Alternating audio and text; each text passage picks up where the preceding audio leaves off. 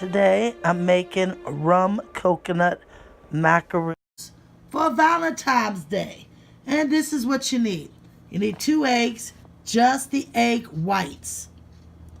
You're going to need 4 ounces of semi-milk chocolate. Y'all know I like white chocolate, so I'm going with white. You're going to need 1 teaspoon of vanilla extract. 14 ounces of coconut flakes, sweetened, and 7/8 ounces of condensed milk,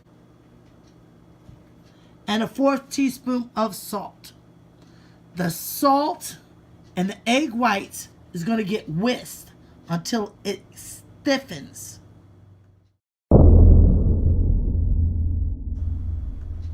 I'm going to mix the coconut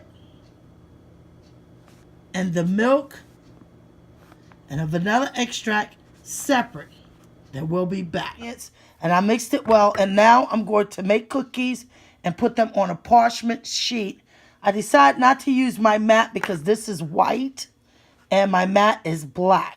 Get ready to go in the oven, 325 degrees for 25 minutes. I'll give you all an up-close view to see how they came out. I am so proud of myself. And let me show you the bottoms. Look at that.